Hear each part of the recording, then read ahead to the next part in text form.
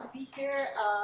This afternoon is free, so if you'd like to incite a toxic Albertan like the boss with Mark Tanaka, this is your invitation. This is actually bacterial extinction, and it's my project with Mark. So I'm going to talk to you today about bacterial extinction. And yeah, recording. And I felt like this project kind of encapsulated, at least in one important way, some of the philosophy that we tried to do yesterday of self-definition, in that it was completely motivated by a question, like curiosity. Mark and I were just curious about this question about the biology, and we've been exploring it. Also, Mark and I mostly, I think, both think about evolution and pop gen and things on that side of the universe, but this is almost completely an ecology question, so this may appeal to the theoretical ecologists in the room. And I'm going to try throughout the talk to make connections, as Noah asked us to, with other things that we've heard about at this meeting. So this was inspired by this paper by Stylianis Luca and his colleagues. Michael Dougherty is the senior author on that paper. It came out in Nature, Ecology, and Evolution in 2018. The title was Bacterial Diversification Through Geological Time. And the take-home message, at least for me, was that bacterial species, where species are defined by being above some threshold of sequence similarity, have gone extinct very often through geological time. Their extinction rate is almost the same, almost as high as their diversification rate. So the extant diversity that we see, although it's astronomical, it's only a tiny snapshot of the diversity that has existed on the planet. And also, these authors looked for signals of the mass extinction events that affected plants and animals, and they don't see it in this study. But this is a phylogenetic study, which is maybe the only connection that I have with the rest of this session, I think, but it was inspired by this phylogenetic study. And so then Mark and I said, like, how do bacteria, like, what are the mechanisms? How are these bacterial populations going extinct? Because their population sizes are sort of billions. Host-associated bacterial populations, okay, I can see how they go extinct. But the vast majority of bacteria are in the oceans and soils. In these large population sizes, we know they adapt rapidly. They have a lot of genetic diversity, albeit not the genetic diversity that their census population size might indicate, but still, they carry a lot of genetic diversity. They're adaptable, they're dispersible. So what are the mechanisms that could drive bacterial populations extinct over and over and over again over geological time? And I will write down the usual suspects, because I'm going to refer back to this later. So of course, there's a really rich literature in extinction mechanisms, and that literature has been, I'm going to paraphrase a phrase I heard from Carl long ago, which is that literature was developed by and for charismatic megafauna. And so there, yeah, so there's demographic fluctuations. Your billion bacteria through normal demographic fluctuations are not going to go extinct. There's also environmental fluctuations. It's another sort of classic extinction mechanism. It could happen. It's hard to imagine that this billion bacteria swimming around in the ocean gets like a little bit colder, a little bit hotter, and somehow that drives the whole population extinct. Seems unlikely.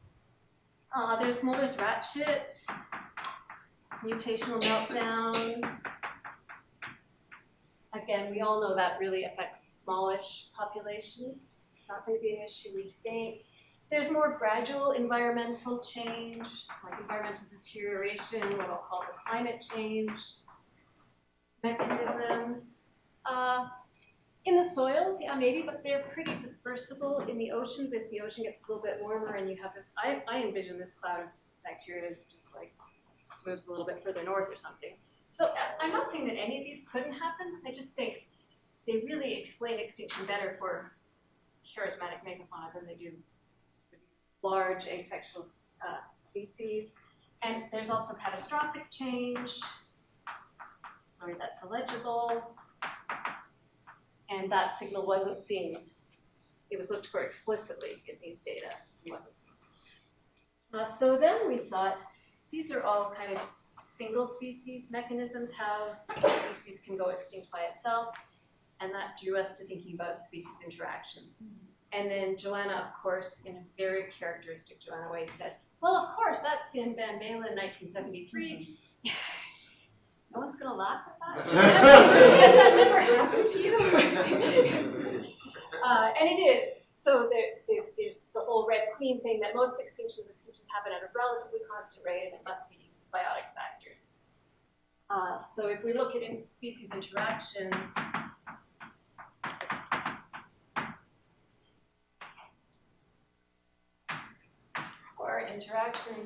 there's like the immune system for host associated, but again, most bacteria aren't.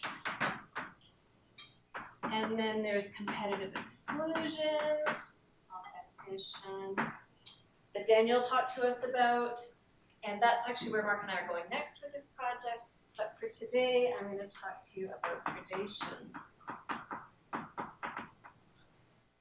Because my personal pet theory is that what could be responsible for bacterial extinction is the even more abundant, even more highly evolvable bacteriophages. And so, thinking about this, Mark and I wasted a little bit of time thinking about predator-prey dynamics.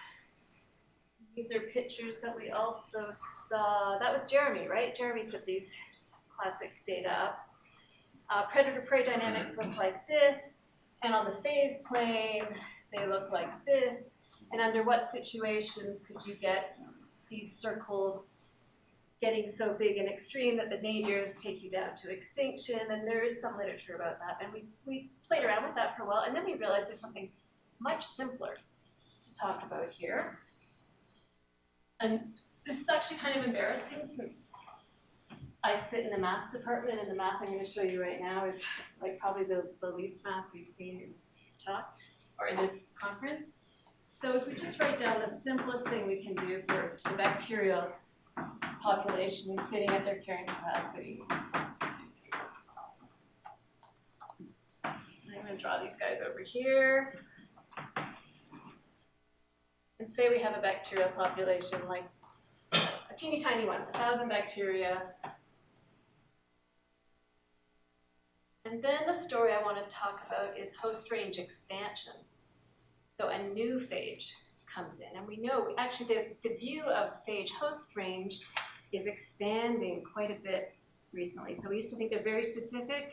They still are relatively specific to their hosts, but host range is way more dynamic than we thought before. So they evolve it a lot. They change, they go back and forth. So if you think of a new phage coming in, and we'll do, again, simplest possible thing we can do, mass action kinetics here. Mass action, the phage has some burst size, and the phage loses infectivity at some rate, doesn't last forever. Really simple predator-prey system. When the new phage comes in, we get these phage predator-prey oscillations, no problem. And what we figured out, though, we just tried this, and it seemed like maybe you guys already know this. Probably you do. If you start at 10 to the 6th bacteria, there's a lot more resource for the phage. When they come in, the time course that you get is like that for the bacteria. And if you start at 10 to the 9th bacteria, and a phage evolves the ability to infect this population,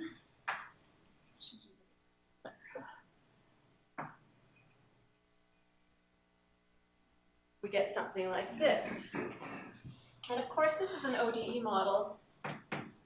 There's one bacterium.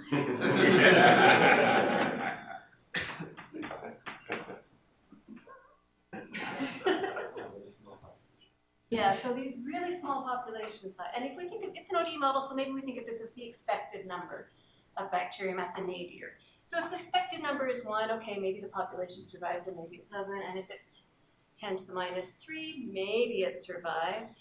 And if we have like picobacteria, they no longer exist, right?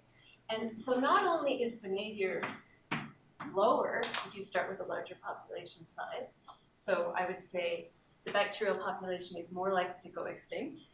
Also, it drops faster. So it goes extinct more quickly. And this is really in contrast to all the other extinction mechanisms I'll show you later that we know of. So with this like really simple model, larger populations, more likely to go extinct and go extinct faster. Okay, I'm done now. Okay, so then we explored some other stuff. The nice thing about this is it's really general. So it doesn't depend much. We can do a different form. We put in handling times, for instance. I thought for sure that this effect would depend on the fact that we're letting the phage infect like infinite numbers, but it doesn't. We can put in the handling time, do the hauling type 1, hauling type 2, whatever. The form of these ODEs do not predict this effect. It's a much more general effect, but there's so many resources, and that phage, unlike other extinction mechanisms, self-propagate. The more successful they are, the more successful they are. And that feedback is what drives this pattern. So the pattern is really robust to the model details, and then Mark did a really nice like individual simulation where we have the phages, they meet a bacterium. After some time, they produce a burst of size R, blah, blah, blah, blah, blah. And this still all holds. So it doesn't even depend on the OD formulation. Is it robust to spice? I have, so next. First, I want to take a question from Mark or Punith or Maria, and then I will return to Joanne's question. Do you have a question? Is it robust to? You're just like my class. So I talked about genetic diversity of these large populations. So is it robust to evolutionary rescue? Was the question that I thought I might get, right? And this question that we asked. So phage develop, or bacteria develop resistance to phage, and they've got some time to do so. Maybe not much time here, but there's a lot of standing genetic variation here. So is this robust if we allow the bacteria to evolve? And here, this connects really well to the work that we're going to hear, I think, from Punith about evolutionary rescue. And Maria too, right? Yeah, Yeah. And see that drawing over there. So, and here's the one, I wanted to kind of do a slide talk as well, because this one figure I'm really proud of. I'm proud on Mark's behalf, because it's really all his fantastic one. If we do the probability of survival of the bacterial population as a function of its carrying capacity, and we allow for some mutation rate to a rescue locus, so the bacteria can escape the phage. They, again, as the population sizes get big, they have very little time to do so by de novo mutation, but they carry more genetic diversity, and the smaller populations have more time to escape. Anyway, the bottom line is that for a small mutation rate, where this is one, the probability of survival looks like this, and for a bigger mutation rate, it looks like this. And although it's quite a complicated process with this standing genetic variation and de novo mutation and all this whole ODE system packed into it, in the end, we have an analytical, like quasi-numerical as the lines, and then we have simulations, and it's so beautiful. This is the figure that It looks just like that. We're so proud. Yeah. You'll see it eventually when the paper comes out, and we'll all read this paper. So we know that there's still non-negligible probability for the bacteria not to survive even at large population sizes. And of course, we don't need all In fact, we don't want all bacterial populations to go extinct, right? We expect this should be a rare event, but something that happens. Maybe I was thinking, because now we have a mutation with letting these guys evolve, but bacteria also, you know, they swap DNA, they have a kind of sex. And bacteriophage resistance is something that they will sort of promiscuously. Yeah. So when we're modeling something like this, and N is a particular bacterial species, did you think about doing multiple species within letting them pass that resistance back? So I think that's kind of like this case is you have a mutation and there's like a mutation, but this case could be Mutation plus uptake. Exactly. So yeah, mathematically it's equivalent. You get it from somewhere, but you can get it much more quickly. It pre-exists. Yeah, Dan. Sorry, why is it non-monotonic decay? Like, why do small populations escape? Small populations escape Oh, because of that. because of this. Gotcha. Yeah, exactly. Okay, so then I think there was a question from Joanne. Okay. Oh, actually, no. I wanted to sum up one other piece first, and then we'll get to space. I wanted to go back to that list and just emphasize what I think is the coolest piece of this. If we look at the persistence time, how long persistence? I don't know. Time of a population versus how big it is. There are classic pictures that, like in the Soule, it's a conservation biology textbook, it's Soule 87. This figure appears. For instance, for demographic stochasticity, larger populations live exponentially longer, so this becomes a non-threat to populations of a certain size, right? For environmental stochasticity, also exponential. And for catastrophic changes, Ewens does some work in this volume, in fact. There's a chapter by Ewens that shows arguments for why we would expect logarithmic dependence on population size. And then Russell Landy went back and corrected some of this and found that these were a little model dependent and you could actually get a range of behaviors, but all increasing either exponentially or logarithmically or linearly with population size. And also meltdown. It really only affects smaller populations, but work by Claudia Banks' group, has shown logarithmic survival times for Muller's ratchet.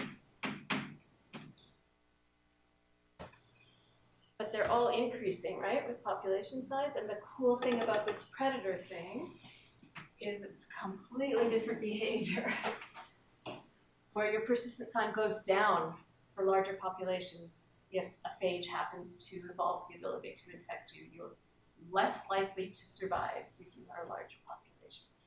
And then if we add rescue, then we get a minimum. So this line is predation, and here's predation plus rescue. Okay. So space, last few minutes.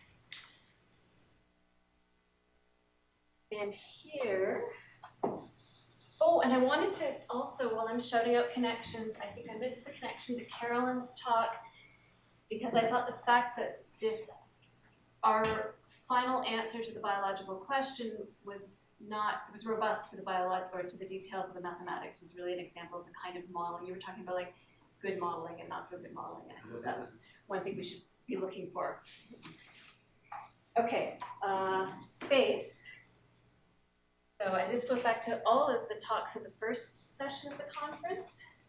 If we imagine, Mark and I are now thinking about this, if you imagine we have a bunch of connected demes, so in particular among those first talks, this is like, Alana can do this in her sleep, I think. We have these connected demes. This is exactly the fixation probability on a network that we're going to talk about. connected deams of bacteria. And we imagine this one gets infected, or the phage arrives here, evolves here. As this one goes extinct, as this bacterial population goes extinct, the phage have some time course. You decay away with their natural decay rate. And somehow the area under that curve times some kind of probability of dispersal will give us a number of invaders that land here. And we know from, I've erased it, from the evolutionary rescue picture, we have the survival probability. So we can figure out, we know for one invader that lands here, what's the probability that the bacteria survive. So it's pretty trivial to figure out that at least one, blah, blah, blah. So we can figure out the probability that this gene gets infected and goes extinct.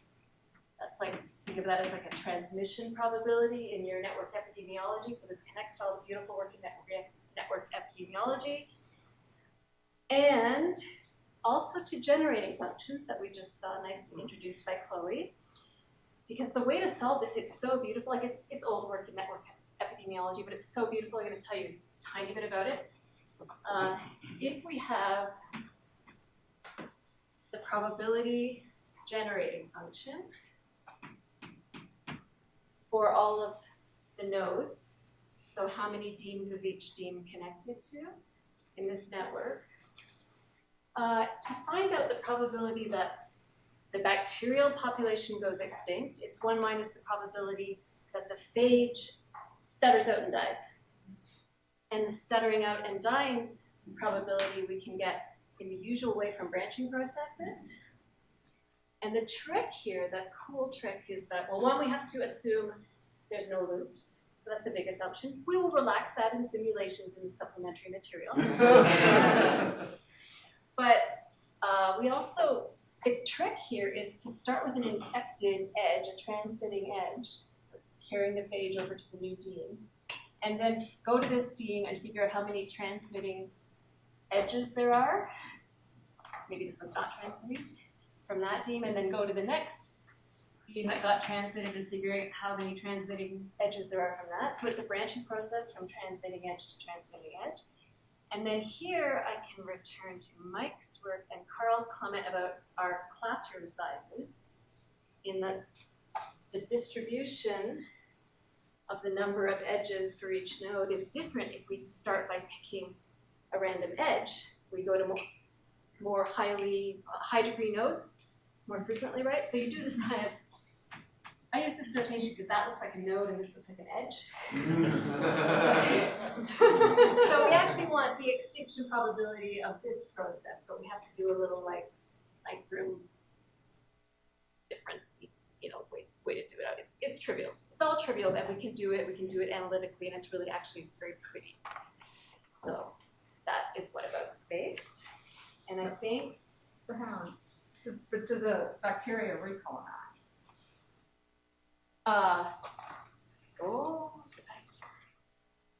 The bacteria go extinct here, but they're still connected over. Oh yes, we will have to look at that. Yeah. In this, we'll relax that in the supplementary material. No, we only did this on Friday. We're so proud of ourselves. But yeah, I'll have to think about that. If it's colonized by competitors, you can't. Yeah, maybe.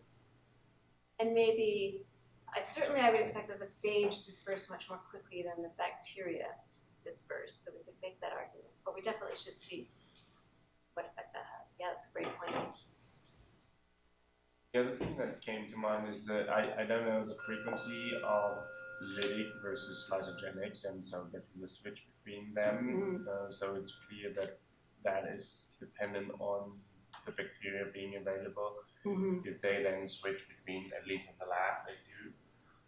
So that's kind of like one of the hazards when you try to use phage therapy. Right, that the bacteria sense it and switch. Yeah, that's another wrinkle that we should definitely. But it's more the phage that actually switches. Okay, so yeah, the phage decide to switch.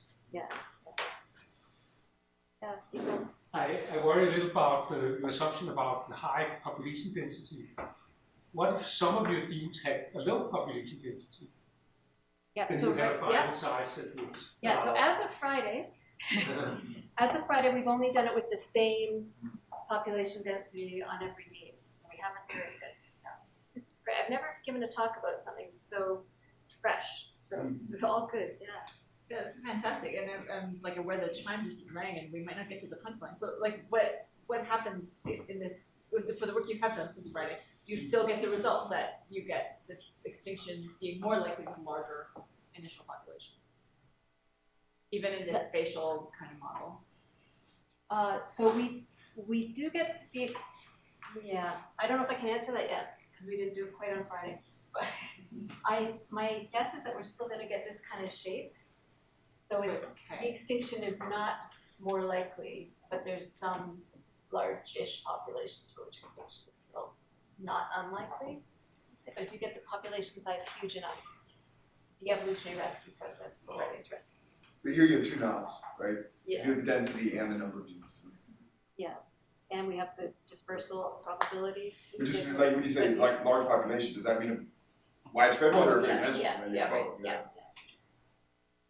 I got a really quick thought, and I don't know how this will work, but you might think about this when you have really good data on the extinction rates in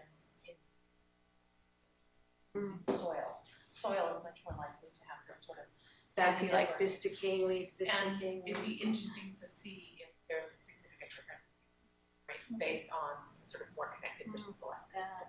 Yeah, that's awesome. The ODE result feels a bit like the overshooting kind of phenomenon in epidemiological models. I'm Yeah. wondering if you took the final size formulas for those, whether you could see that same phenomenon. Be able to, I don't know how you guys analyzed it, but you should be able to see it in those final size formulas. Because it's an oscillating system, so the bacteria recover. Yeah, I'm just thinking of how deep the trough is, the first trough. Maybe there's some sort of approximation. We have an approximation, but yeah, well, we should look. I hope did you write down all this? These awesome ideas? Okay, thank you so much.